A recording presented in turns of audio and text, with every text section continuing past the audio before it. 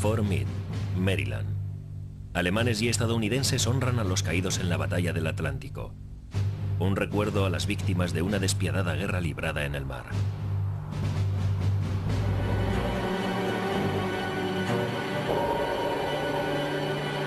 La guerra de los U-Boats, en la que participaron hombres adoctrinados para no cuestionar la guerra.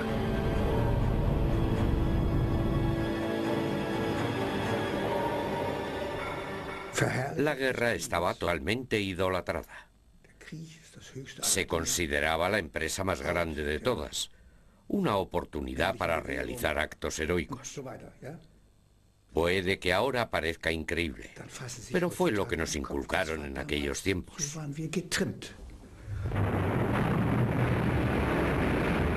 Estos hombres estaban entrenados para hundir barcos en nombre de la madre patria.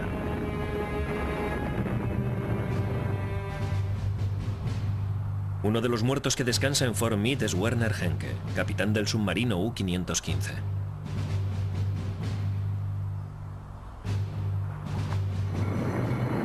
En el verano de 1944, aviones aliados localizan y atacan su submarino. En Alemania se informa de que Henke y sus hombres han desaparecido en combate.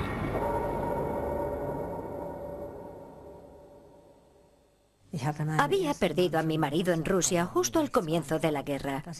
Y luego perdí a mi segundo marido. No podía creerlo. Su mujer no supo toda la verdad de la muerte de su marido hasta después de la guerra. La historia de Werner Henke empieza a finales de 1942, en medio del Océano Atlántico.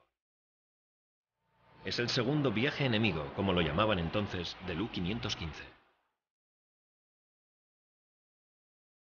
Al noroeste de las Azores, el vigía del submarino localiza en el horizonte la columna de humo de un barco. Henke inicia la persecución. No tiene forma de saber que ese barco será su perdición. 6 de diciembre. Henke tarda 9 horas en situar a su submarino en posición de ataque. Está preparado. El capitán intenta identificar el barco a través del periscopio.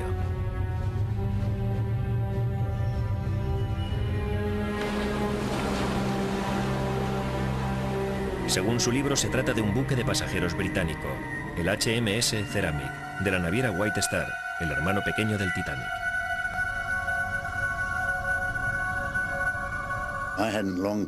No hacía mucho que había abandonado el puesto de vigilancia ese día.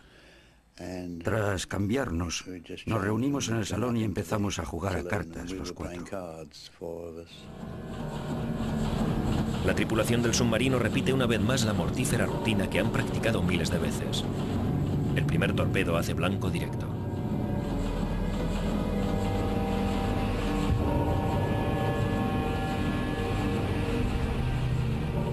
Al principio te parece que no es cierto, que aquello no puede estar pasando. No sabes cuánto va a tardar en hundirse, pero se hunde. Y sabes que tienes que abandonarlo todo. Henke abandona la escena. Su misión consiste en hundir barcos, no en rescatar a los supervivientes. Por la mañana, cuando empezó a arreciar la tormenta, miré a mi alrededor buscando algo a lo que agarrarme, una balsa o una madera. Encontré unas planchas de madera y me aferré a ellas hasta que vi que el submarino salía a la superficie. Henke regresa al lugar en el que se ha hundido el barco. Se supone que debe hacer prisioneros para interrogarlos. Fue entonces cuando nos dimos cuenta exactamente de lo que habíamos hecho y que en aquel barco viajaban mujeres y niños. Henke anota en su diario de a bordo: muchos cadáveres en el agua. Había personal militar, del ejército, de la marina y de la aviación.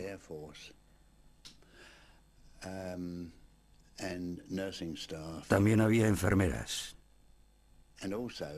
y civiles, principalmente mujeres, que iban a Australia con sus hijos.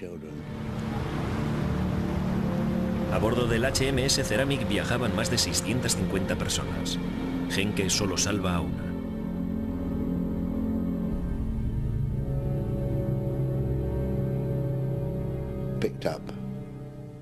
Le pregunté por qué no había rescatado al resto de los náufragos que estaban cerca del submarino cuando me sacaron del agua.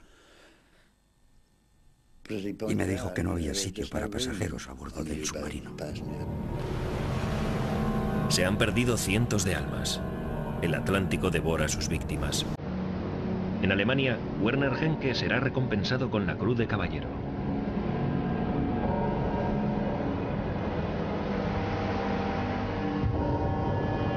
Mientras llega ese momento, su tripulación fabrica una versión artesanal de la medalla. El capitán dijo, mi obligación es hundir el mayor número posible de barcos. Debemos informar de nuestro éxito a nuestros superiores. El éxito es la única forma de que podamos ejercer alguna influencia en el curso de la historia. Pero el curso de la historia parece que ya está marcado. Hitler y su jefe de la flota, Karl Dönitz. Estamos a comienzos de 1942. Se han perdido todas las batallas decisivas. Moscú, el Alamein, Stalingrado. La única esperanza reside en la guerra submarina. Dönitz era un esclavo de Hitler. Más de una vez, a mis colegas del Departamento de Operaciones y a mí, nos sorprendió que Dönitz aceptara sin rechistar órdenes de Hitler que nosotros creíamos erróneas. Dönitz decía a todo que sí. Las órdenes de Hitler se han convertido en los eslóganes de Dönitz. Kämpfen heißt opfern. Und siegen. Der Kampf geht weiter. El almirante Dönitz se asegura de que el alto número de submarinos perdidos se mantenga en secreto. Por su parte, los documentales alemanes intentan atraer a la buena suerte. Dieser Waschbär ist ein Geschenk der Reichshauptstadt an eine U-Boot-Besatzung. Hat seine erste Fahrt glücklich überstanden.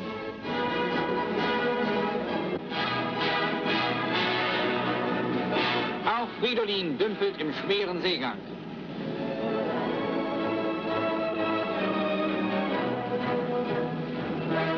Das Bordmäuschen hat die Fahrt gut überstanden.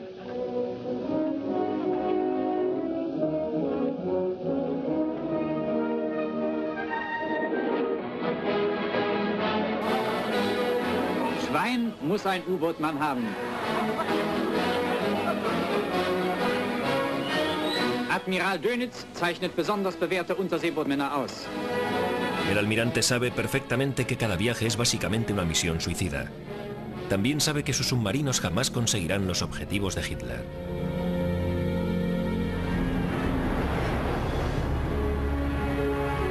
...1941... Mientras los submarinos alemanes causan estragos en el Atlántico, Estados Unidos se embarca en el mayor programa de construcción de barcos de su historia. Cada 4 días se bota un nuevo barco. Reciben el nombre de Barcos Libertad. Cientos de miles de trabajadores se afanan en su construcción. Yo trabajaba por mi país. Trabajaba para los muchachos que iban al frente. Cada vez que soldaba una tubería pensaba, ojalá funcione. Ojalá funcione. El presidente Roosevelt promete la construcción de 2.500 barcos en un año.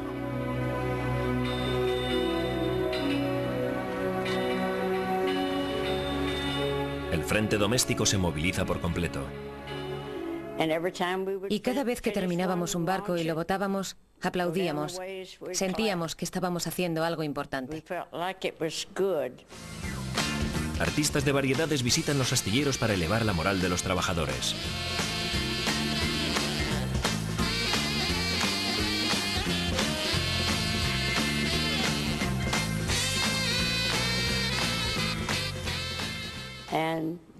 Nos traían artistas para que actuaran para nosotros.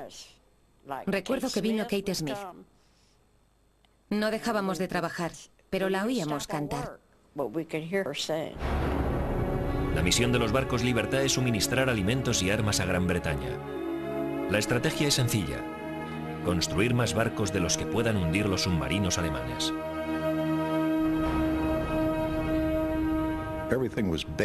Todo era muy básico. No eran barcos construidos para sobrevivir a la guerra. Si transportaban 1 o 2 cargamentos, podíamos darnos por satisfechos. Se quedaban obsoletos antes de que estuvieran terminados. Ambas partes son conscientes de que el destino de los convoys con destino a Gran Bretaña desempeñará un papel muy importante en el resultado final de la guerra. Una de las batallas más importantes de la Segunda Guerra Mundial se librará en el Atlántico Norte. El reconocimiento aéreo aliado en la zona comprendida entre Groenlandia e Islandia es todavía insuficiente. En marzo de 1943, Dönitz decide que los ataques deben lanzarse precisamente desde este punto. Envía 50 submarinos a la zona. Una armada submarina. Dönitz lo apuesta todo a un acta. Cuando llegábamos al sur de Islandia y Groenlandia y nos quedábamos sin apoyo aéreo, la amenaza era muy seria.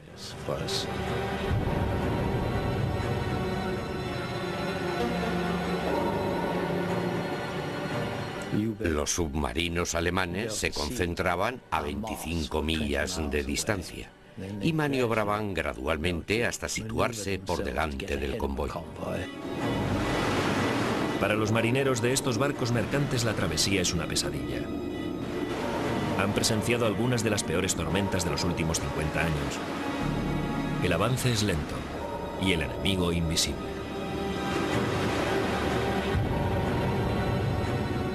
A veces me tumbaba en mi litera por la noche y me quedaba pensando, se acabó, no volveré de este viaje. La mente empezaba a volar y todo parecía un sueño. Podías ver el torpedo avanzando hacia ti mientras esperabas el impacto. Los U-boats están de caza. El tiempo tormentoso hace que sea más fácil acercarse a los barcos. Es un juego mortífero basado en la velocidad y las distancias.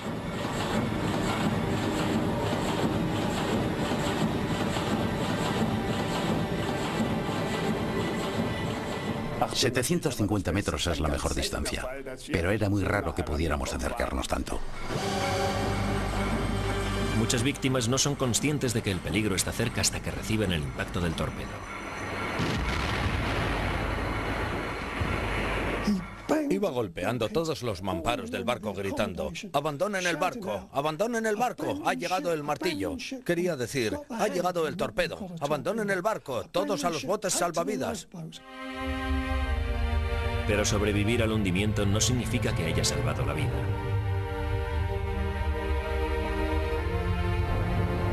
El resto del convoy no puede detenerse a rescatar a los náufragos. Era entonces cuando empezábamos a sentir lástima. Tengo que admitir que no solíamos hablar de ello, pero estoy seguro de que cada uno de nosotros lo sentía. Pobres diablos, pensábamos. Ahogados, quemados, asfixiados en combustible.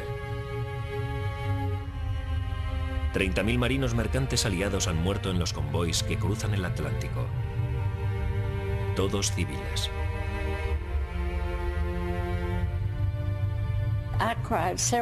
Yo he llorado varias veces, porque alguien llegaba y te decía, han hundido tal y tal barco, y me ponía a llorar. No era la única. Todos llorábamos. Marzo de 1942 es el peor mes para los aliados. Han perdido más de 100 barcos. Con frecuencia los tripulantes de los U-boats no ven el sufrimiento que causan, pero a veces pueden sentir la cercanía de la muerte. Oyes el ruido que hace el barco al hundirse. Debajo del agua puedes oír durante mucho tiempo cómo la presión del agua aplasta al barco. Luego oyes cómo todo el barco se rompe como si fuera un trozo de metal. Y tienes la sensación de que está ocurriendo muy cerca de ti. Es una sensación terrible. Sobre todo con los convoyes, cuando hundíamos 4, 5, 6, incluso 10 barcos al mismo tiempo. Debajo del agua se oía un ruido terrible. Un ruido que duraba mucho tiempo. El campo de batalla del Atlántico. El mar traga rápidamente los restos de la guerra, pero los recuerdos permanecen.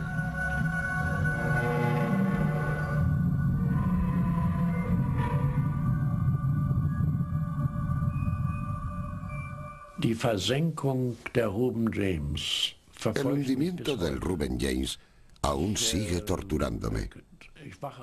A veces me despierto por la noche y me viene todo a la memoria, toda la tragedia. Aquí tenemos al capitán Eric Topp en un documental alemán de la época. Hoy piensa de forma distinta. Fue una catástrofe. El agua estaba helada y cubierta por manchas de combustible, algunas de ellas en llamas. De las 140 personas que viajaban a bordo, 100 perdieron la vida. 100 personas perdieron la vida.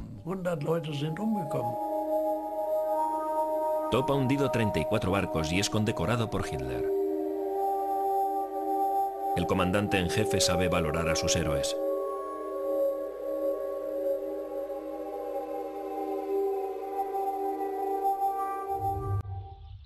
Primavera de 1942. Los submarinos alemanes son muy eficaces en el Atlántico. El U-515 de Werner Henke es uno de los que más éxito tiene. Henke hunde 7 cargueros durante una sola acción. Esto le convierte en uno de los ases de los submarinos. Ahora puede permitirse desviarse de las regulaciones que rigen para los U-boats. Nos envió al médico del submarino y a mí a París y compramos unos discos. Glenn Miller y cosas de esas.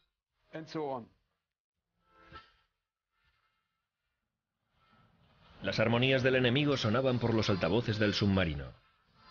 La mantequilla y la crema proporcionan algo de variedad al rancho. Después de una misión pueden pasar semanas antes de regresar a casa. El alivio se mezcla con el aburrimiento. Muchos se preguntan si sus seres queridos que permanecen en casa han caído víctimas de los bombardeos aliados sobre Hamburgo, Colonia o Berlín.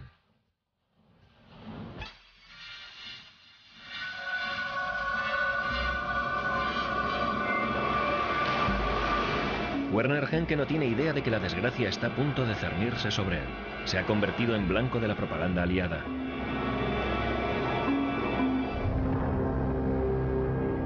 Captain Henke has murdered hundreds of shipwreck survivors in cold blood.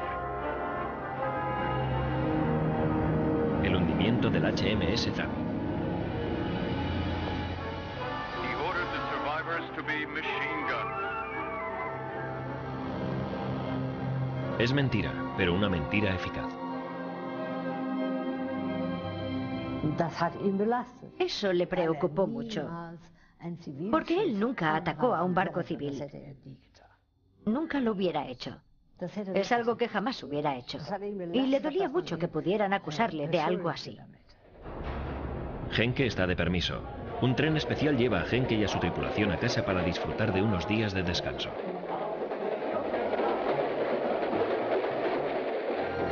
Los tripulantes del submarino son el centro de atención y reciben un trato esmerado.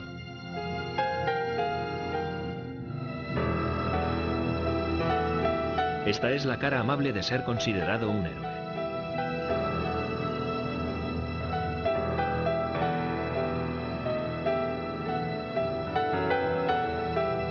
El capitán en concreto disfruta de los beneficios de la fama.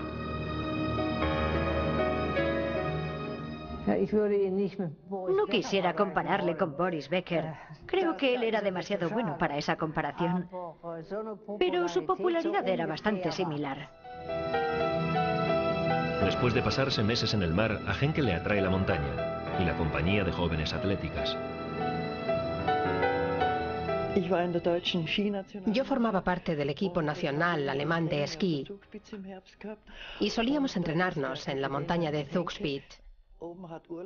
El capitán Henke estaba de permiso y por supuesto conoció a todo el equipo y le fascinó tanto que regresaba todos los años. El héroe de guerra y las esquiadoras. Pero estas amistades pusieron a Henke en conflicto con el Tercer Reich. La familia de Anne-Marie Su es denunciada y encerrada en la prisión de la Gestapo de Herrengasse, Innsbruck.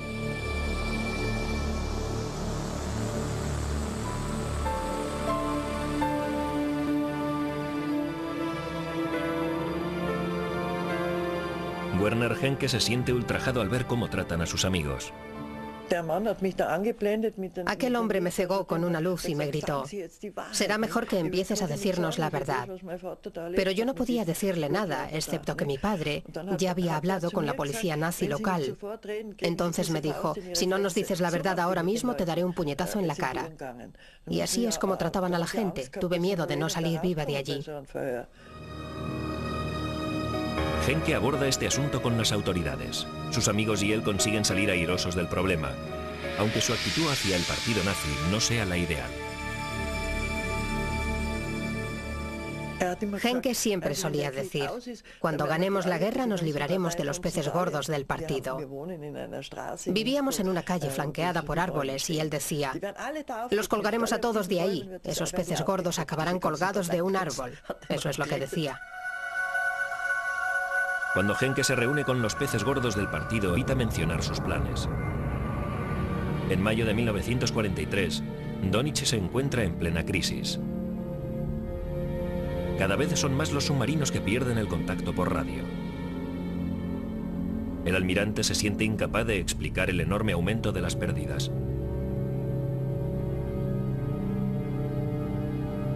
En apenas 4 semanas, ha perdido 43 submarinos con sus tripulaciones. Dios mío, a veces eran naves hermanas a la nuestra, submarinos que habían estado en casa de permiso al mismo tiempo que nosotros. Habían estado en la base de Lorient con nosotros y habíamos salido a tomar copas juntos. Y de repente perdíamos el contacto por radio con ellos, lo que naturalmente significaba que habían muerto. Regresabas a la base y ya no estaban allí, habían dejado de existir. Es el momento decisivo de la guerra submarina. Ahora los temidos cazadores se han convertido en presas. Un oficial de submarino que nunca regresará es Peter Donich.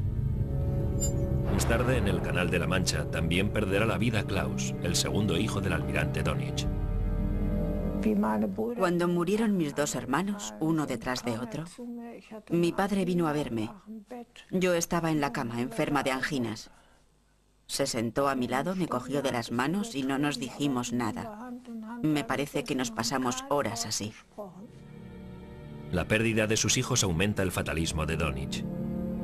Continúa enviando hombres a combatir en una batalla que ya está perdida.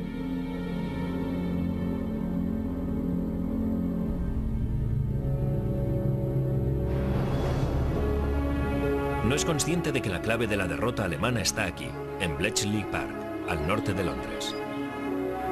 Es el secreto mejor guardado del Imperio Británico. Ni siquiera quienes trabajan aquí conocen el verdadero alcance de la operación.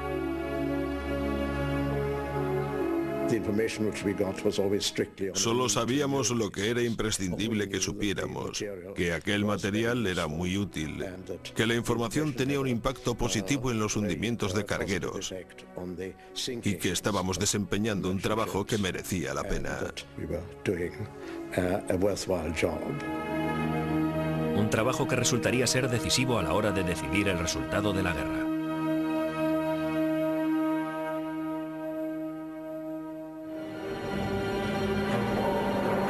En mayo de 1941, aviones y barcos británicos obligan a un submarino alemán a salir a la superficie en la costa de Islandia.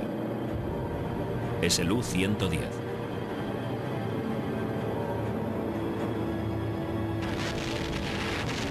Es la primera vez que los británicos tienen la oportunidad de abordar un U-boat. Cuando lo vimos salir a la superficie, la idea era arrollarlo y hundirlo. Pero de pronto mi capitán se dio cuenta de que el submarino parecía bastante estable y que la tripulación estaba saltando por la borda. De hecho, las tripulaciones de los U-boats tienen orden de no permitir jamás que la nave, y especialmente el equipo de radio, caiga en manos enemigas.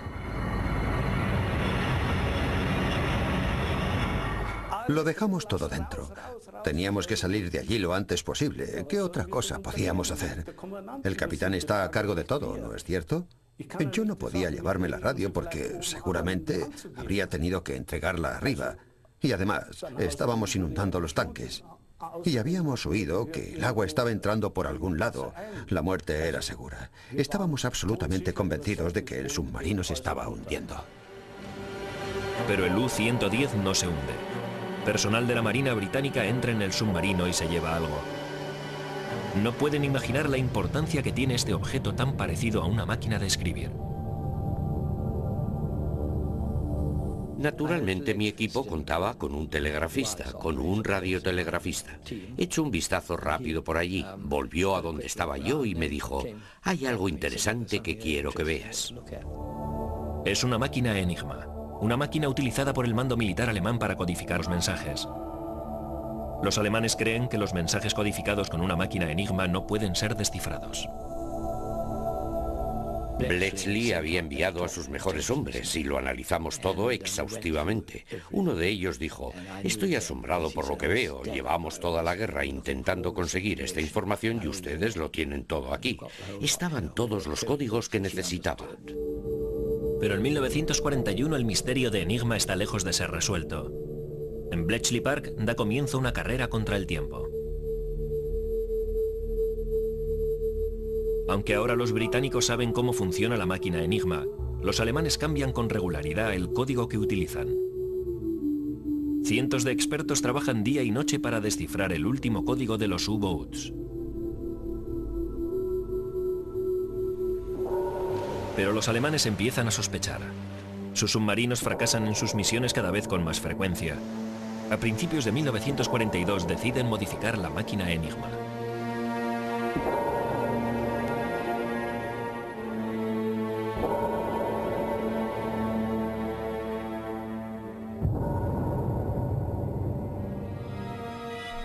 Cuando empezamos a sospechar que habían conseguido descubrir el funcionamiento de Enigma, introdujimos un cuarto tambor en la máquina, lo que nos proporcionaba millones de formas adicionales de codificar un mensaje. Es una sentencia de muerte para muchos barcos mercantes aliados, como el convoy PQ-17 en julio de 1941. Fue al atardecer de aquel día, el atardecer del día 5, un día de sol brillante, con el mar en calma. Un grupo de submarinos lleva tiempo siguiendo al convoy PQ-17. En esta ocasión resulta imposible descifrar el código alemán. Sabíamos por las señales que habíamos interceptado que se habían agrupado unos submarinos para destruir el convoy y al día siguiente, cuando no recibimos noticias de ellos durante mucho tiempo, sentimos que no habíamos cumplido con nuestra parte.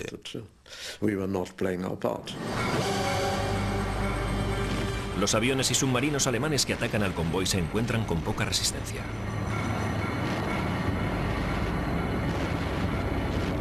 Oíamos tumbados en las balsas las explosiones. Estábamos en nuestras balsas y botes salvavidas. Desde el punto de vista estadounidense fue el convoy más desastroso de todos. 2/3 del convoy se han perdido. Nos sentimos responsables y nos culpamos de lo ocurrido. Fue un momento triste, fue el momento en el que nos sentimos más próximos al drama que se estaba desarrollando en el mar. El punto de inflexión en Bletchley Park llegó con este monstruo mecánico, el primer ordenador del mundo. Después de la primavera de 1943, es posible descodificar los mensajes de radio alemanes casi instantáneamente. El proyecto es tan secreto que los británicos no revelan su existencia hasta 1973. Teníamos que decir que realizábamos trabajos administrativos. Eso fue lo que nos ordenaron. No podíamos decir que realizábamos un trabajo secreto, ni siquiera a nuestros padres. Ahora los U-Boats deben enfrentarse a un enemigo invisible. A las tripulaciones de los submarinos les asombra que el enemigo pueda localizarles tan fácilmente. Ahora resulta especialmente peligroso recoger armas y combustible de los submarinos nodriza.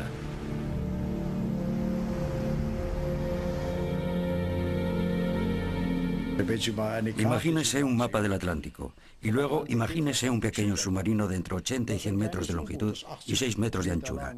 Es como buscar una aguja en un pajar. Y cuando el submarino está sumergido es incluso menos visible. Hay que tener mucha suerte para encontrar algo así. Pero no es suerte, es tecnología.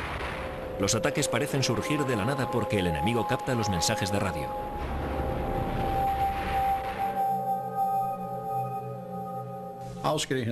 Y resulta que los americanos y los británicos aparecen justo en el lugar preciso y hunden el submarino. No puede ser una coincidencia. Los americanos y los británicos están golpeando duro.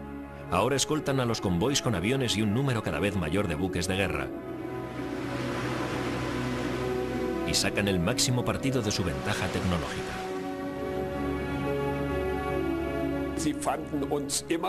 Siempre nos encontraban. Durante el día, utilizaban sistemas de escucha como el sonar y nos derrotaron por completo. El pitido del sonar es con frecuencia el último sonido que oye la tripulación de los submarinos.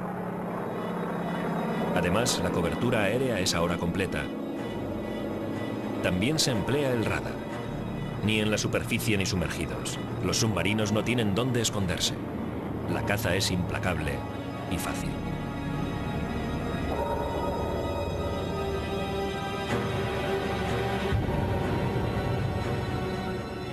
Salíamos de una nube, descendíamos sobre el submarino, bomba, bomba, bomba, bomba, y nos íbamos. El submarino estaba tocado. Así de sencillo. No hacía falta ninguna táctica. Si encontrabas uno, lo bombardeabas. Y eso es lo que hacíamos. La batalla del Atlántico está perdida. Continuar la lucha es, en términos militares, un ejercicio inútil. Ahora, de 100 cargueros aliados que viajan en convoys, los submarinos alemanes solo pueden hundir uno. Y tienen que estar constantemente alerta. El miedo siempre estaba presente. Teníamos que sumergirnos una y otra vez. Alarma, inmersión, superficie, alarma, inmersión. Estrategias de supervivencia. A bordo la tripulación se siente condenada. Necesitan hacer algo para dejar de pensar en lo dramático de su situación.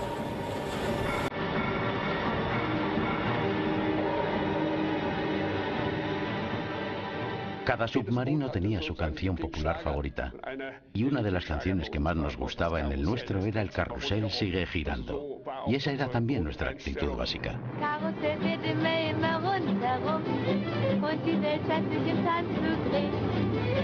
Canciones para distraer el dolor y el terror. Pero con frecuencia el miedo es más fuerte. Atrapados en un tubo de acero y enfrentados a un enemigo que dispone de una fuerza superior, los hombres se derrumban. Una vez, un hombre que trabajaba en la cocina se volvió completamente loco. La primera vez que nos atacaron con cargas de profundidad. Tuvieron que darle un pequeño golpe en la barbilla para calmarle. Muchos hombres se habían presentado voluntarios a este servicio, deseosos de cumplir con su deber.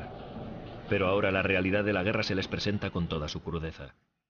Para muchos de estos hombres, el terror no desaparecerá nunca. Algunos de ellos sencillamente no pueden soportarlo.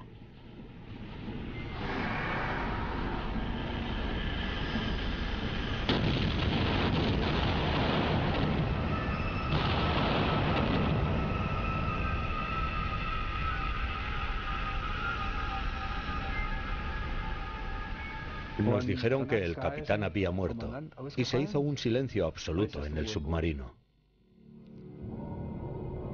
El capitán ha muerto. Peter Sech, de 25 años, se ha pegado un tiro. La guerra submarina ha podido con sus nervios, pero en esta guerra no hay lugar para la debilidad.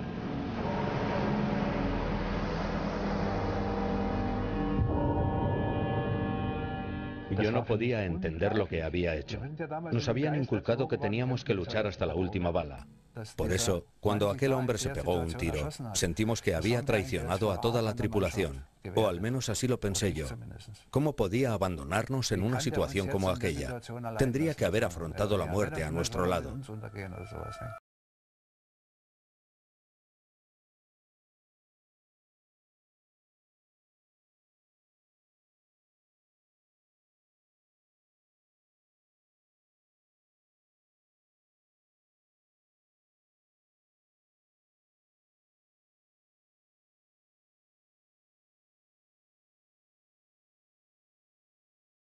Donich nos preguntó a uno detrás de otro si tenía sentido continuar o si debíamos abandonar la guerra de los U-Boats en el Atlántico.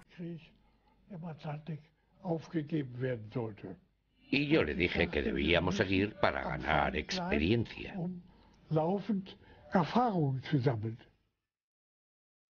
¿Para qué podía valerles la experiencia a estos hombres?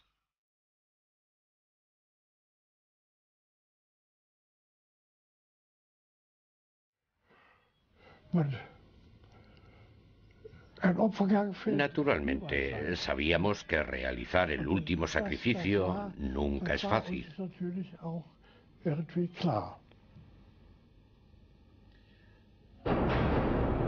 El último sacrificio, otra expresión de Donich. Es un mensaje de radio descodificado por una máquina enigma. Donich arenga a sus hombres ante la batalla. Todo aquel que se niegue a atacar ahora es un cobarde. Donich ordena a los capitanes de sus submarinos que disparen contra los barcos aliados de rescate. Les dice que su esfuerzo es necesario para mantener a los aviones aliados ocupados en el Atlántico.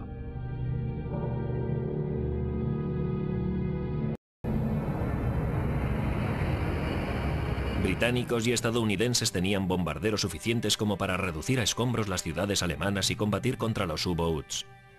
Pero muchos de los submarinos son destruidos antes de que abandonen siquiera los astilleros. Y los tripulantes de los U-boats son cada vez más conscientes de que están siguiendo unas órdenes que no tienen sentido.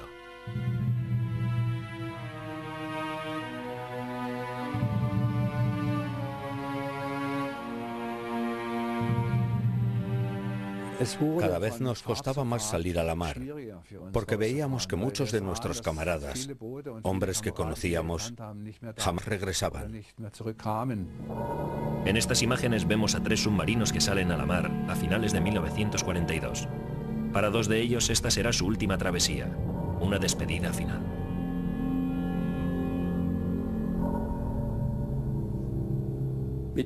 Lanzaban vivas cuando zarpábamos. Y cuando volvíamos éramos nosotros quienes gritábamos hurras.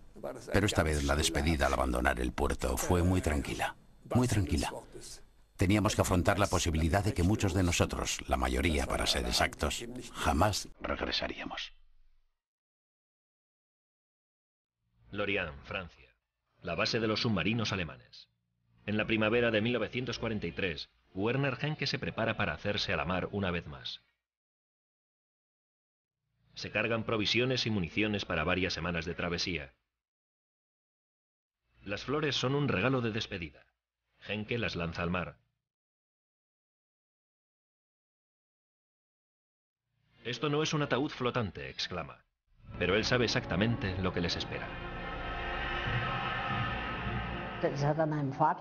Una vez le dijo a mi padre que todo el Atlántico estaba cubierto por una red de aviones enemigos y que era virtualmente imposible escapar de ellos. Y ahora tenía que volver a hacerse a la mar. En una carta a su esposa escrita el día de la partida dice: Querida Anita, los días que he pasado contigo han sido los más hermosos de mi vida. Un beso, tu Werner. El U-515 no recibe las órdenes hasta que está en alta mar. Debe poner rumbo a África. Los aliados también escuchan las órdenes recibidas por el U-515. Les preparamos una emboscada, igual que cuando un murciélago sale de caza. El murciélago es ciego y vuela por la noche. No ve nada, pero puede enviar señales. Y cuando una señal rebota, sabe dónde está el animal que busca. Va a por él y le da caza. Esto es exactamente lo mismo. A bordo del U-515 el sonido del primer avión estadounidense desencadena una rutina frenética. Inmersión de emergencia, una vez más.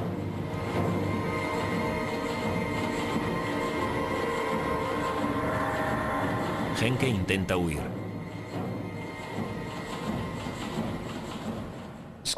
Era el primer día de Pascua. Yo tenía un micrófono en la mano y le estaba diciendo a la tripulación: es Pascua, así que vamos a desearnos unas felices Pascuas y un regreso sano y salvo a la base. Y en medio de mi pequeño discurso llegó el parte de la sala de escucha, ruido de hélices, 270 grados. Los destructores estadounidenses han localizado al submarino.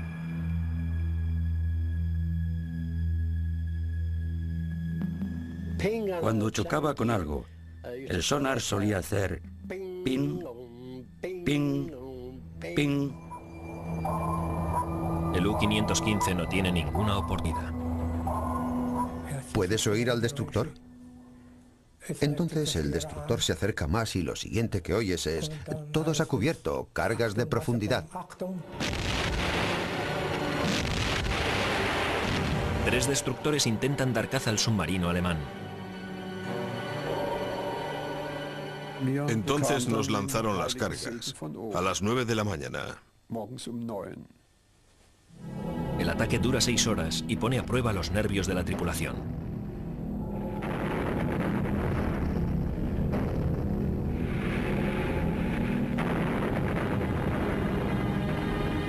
Se abrieron unas grietas en la sección de proa y entró agua en las baterías, algo que naturalmente era muy peligroso.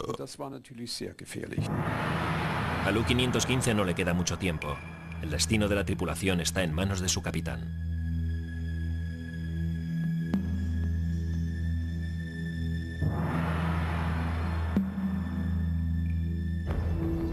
En aquel momento tuve la impresión de que el capitán no quería salir a la superficie. Después de todo, sabía lo que aquello significaría para él. Le harían prisionero.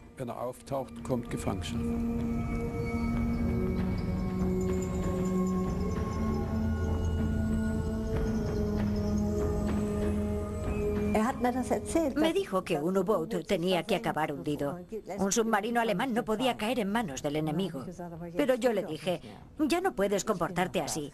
Ahora estoy yo aquí. No puedes hacerme eso. Aunque te hagan prisionero, todo esto terminará algún día. Todas las guerras terminan tarde o temprano.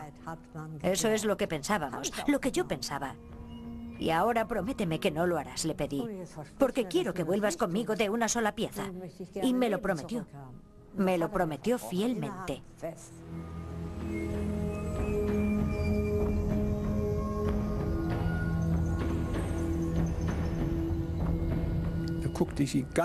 Le miré fijamente. Él respiró profundamente. Se tomó su tiempo, unos segundos. Unos segundos que a mí me parecieron horas. Súbelo arriba. Y eso es lo que hizo, moviéndose lentamente hacia atrás. El 9 de abril de 1944 termina la guerra para la tripulación del U-515. Poco después, los estadounidenses también capturan a su nave hermana, el U-504. En estas imágenes en color vemos el rescate de la tripulación de un submarino alemán. Yo estaba colgado del exterior del bote neumático golpeándome la cabeza constantemente contra el casco del destructor. Y uno de los americanos que estaba arriba vio lo que pasaba y me lanzó un cabo. Me enrollé la cuerda en la muñeca, pero el bote me pasaba por encima una y otra vez. No podía liberarme. Sacaron primero a todos los que iban en el bote antes de rescatar a los que estábamos en el agua. Fue una de esas situaciones en las que se dice, sálvese quien pueda. Hay alivio por ambas partes.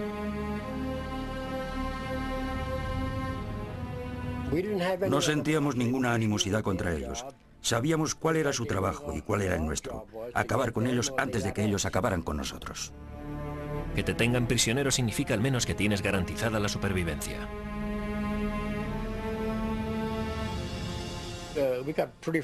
Fuimos bastante amables con ellos. Les dimos unas bolsas llenas de ropa. Se cambiaron de ropa. También les dimos recado de afeitar, jabón y pasta de dientes. Creo que se pusieron bastante contentos. Pero para Werner Henke la guerra no ha terminado todavía. Oficiales estadounidenses le interrogan en Fort Hunt, Virginia. Henke sabe que los británicos quieren juzgarle por crímenes de guerra relacionados con el hundimiento del HMS Ceramic. Los estadounidenses le amenazan con entregarle a los británicos a menos que les revele información secreta. Henke nunca se da cuenta de que nunca podrían cumplir esa amenaza. Creía que le habían condenado a muerte, pero no se dio cuenta de que era mentira. Traicionar a su país o ser juzgado por crímenes de guerra. Henke cree que esas son sus únicas opciones. Escribe a su mujer: querida Anita, ¿estaré destinado en esta vida a recorrer siempre el camino más difícil? La carta hace que su mujer se tema lo peor.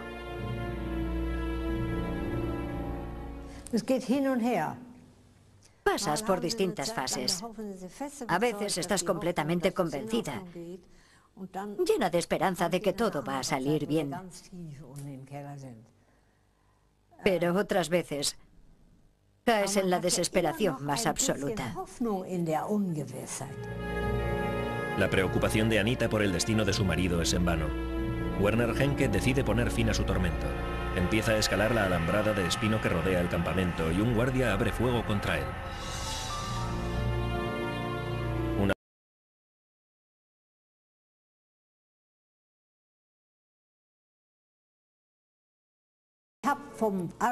Recibí un telegrama de Hitler.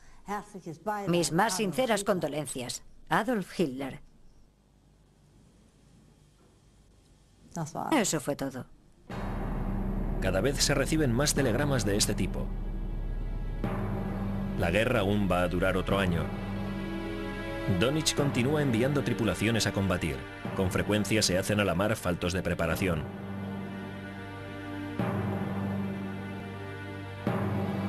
Ordena la construcción de búnkers cada vez más grandes. Los que los construyen son los prisioneros de los campos de concentración.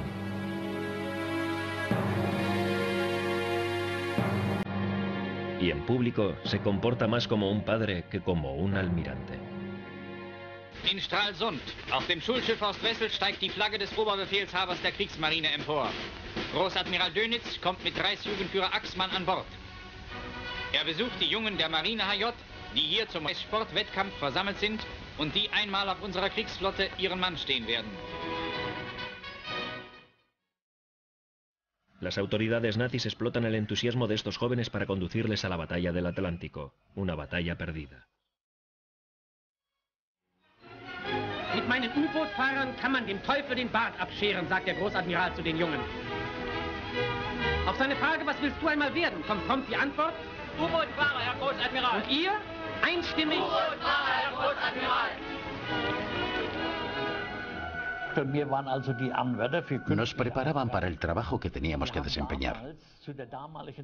En aquellos días, en 1944, aún creíamos en la victoria final.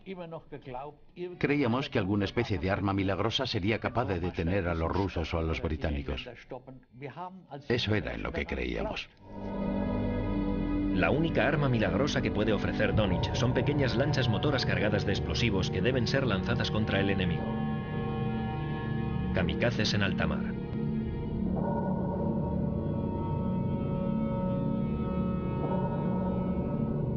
También se construyen submarinos en miniatura, pero la mitad de los voluntarios muere al probar las naves.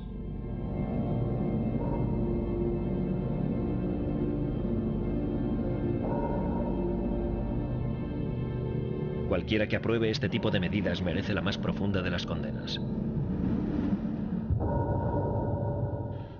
Cuando me enrolé al servicio de los U-Boats como un joven teniente, el almirante en persona me dio la bienvenida. Me estrechó la mano y no pude evitar sentirme impresionado por su personalidad. Pero la responsabilidad final por todas las víctimas de la guerra submarina debe caer sobre sus hombros. No hay más culpables. Responsabilidad por trágico acto final de la batalla del Atlántico.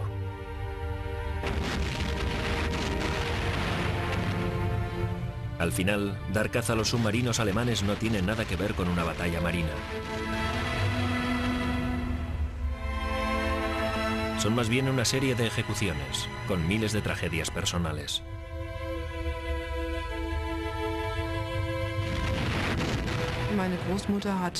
Mi abuela nunca aceptó que su hijo no regresara a casa.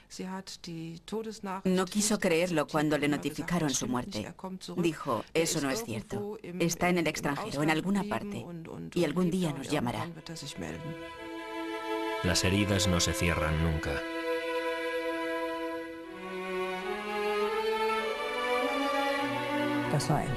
Fue terrible. Pasé muchos años intentando aceptar lo que había ocurrido.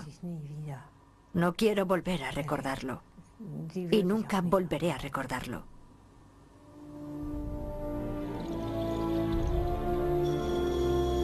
Tres cuartas partes de los marineros que sirvieron en los submarinos alemanes no sobrevivieron a la guerra. 30.000 jóvenes enterrados en ataúdes de acero.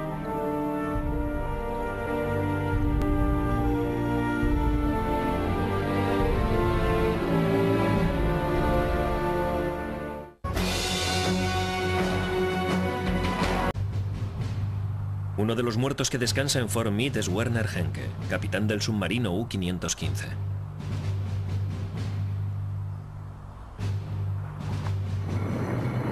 En el verano de 1944, aviones aliados localizan y atacan su submarino. En Alemania se informa de que Henke y sus hombres han desaparecido en combate.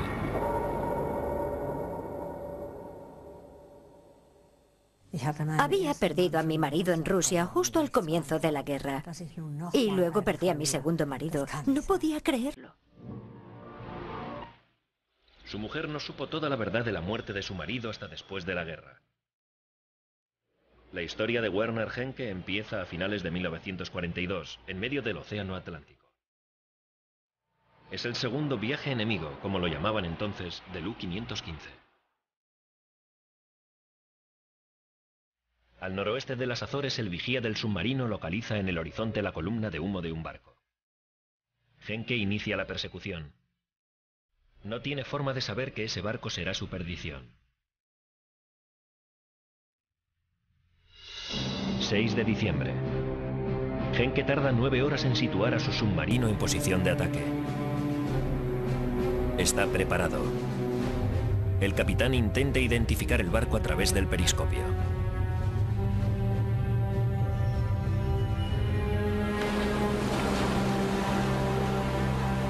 Según si ya está marcado.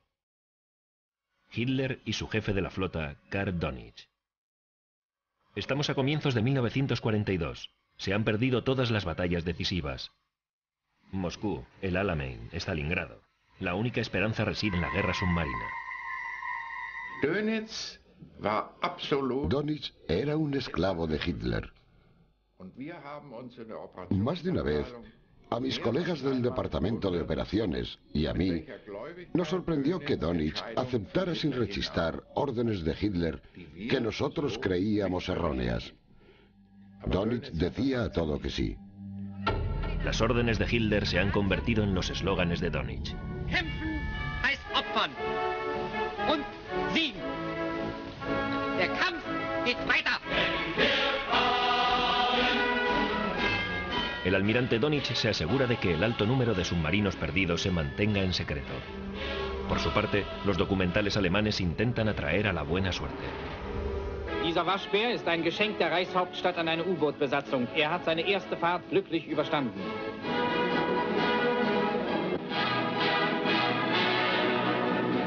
Auch Fridolin dümpelt im schweren Seegang.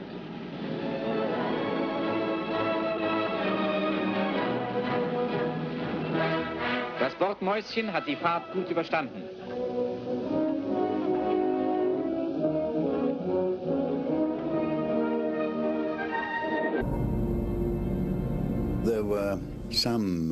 Había personal militar, del ejército, de la marina y de la aviación.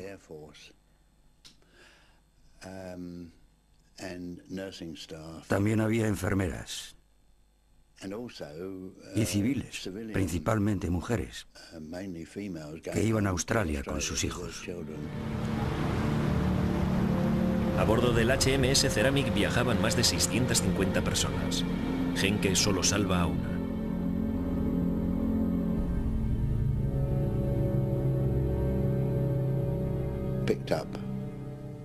Le pregunté por qué no había rescatado al resto de los náufragos que estaban cerca del submarino cuando me sacaron del agua. Y me dijo que no había sitio para pasajeros a bordo del submarino. Se han perdido cientos de almas.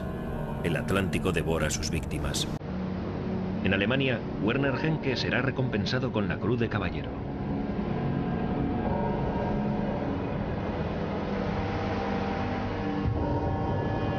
Mientras llega ese momento, su tripulación fabrica una versión artesanal de la medalla. El capitán dijo, mi obligación es hundir el mayor número posible de barcos. Debemos informar de nuestro éxito a nuestros superiores. El éxito es la única forma de que podamos ejercer alguna influencia en el curso de la historia. Pero el curso de la historia parece que...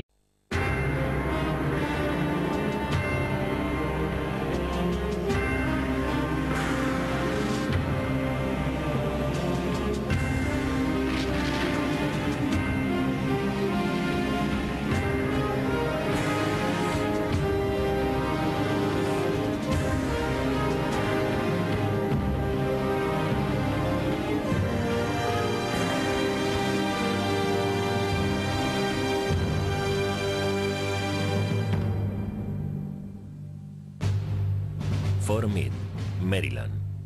Alemanes y estadounidenses honran a los caídos en la batalla del Atlántico. Un recuerdo a las víctimas de una despiadada guerra librada en el mar.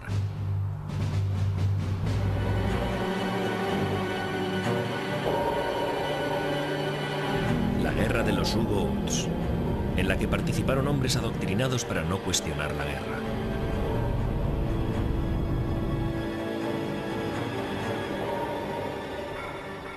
La guerra estaba totalmente idolatrada. Se consideraba la empresa más grande de todas, una oportunidad para realizar actos heroicos. Puede que ahora parezca increíble, pero fue lo que nos inculcaron en aquellos tiempos.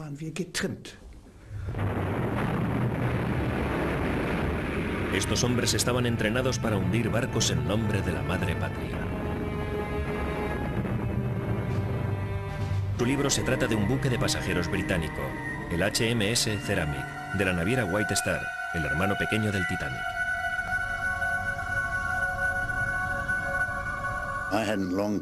No hacía mucho que había abandonado el puesto de vigilancia ese día. Tras cambiarnos, nos reunimos en el salón y empezamos a jugar a cartas los cuatro. La tripulación del submarino repite una vez más la mortífera rutina que han practicado miles de veces. El primer torpedo hace blanco directo.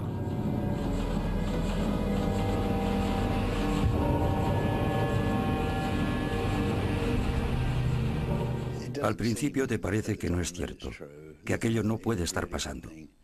No sabes cuánto va a tardar en hundirse, pero se hunde. Y sabes que tienes que abandonarlo todo. Henke abandona la escena. Su misión consiste en hundir barcos, no en rescatar a los supervivientes. Por la mañana, cuando empezó a arreciar la tormenta, miré a mi alrededor buscando algo a lo que agarrarme, una balsa o una madera. Encontré unas planchas de madera y me aferré a ellas hasta que vi que el submarino salía a la superficie. Henke regresa al lugar en el que se ha hundido el barco. Se supone que debe hacer prisioneros para interrogarlos. Fue entonces cuando nos dimos cuenta exactamente de lo que habíamos hecho y que en aquel barco viajaban mujeres y niños. Henke anota en su diario de a bordo: muchos cadáveres en el agua.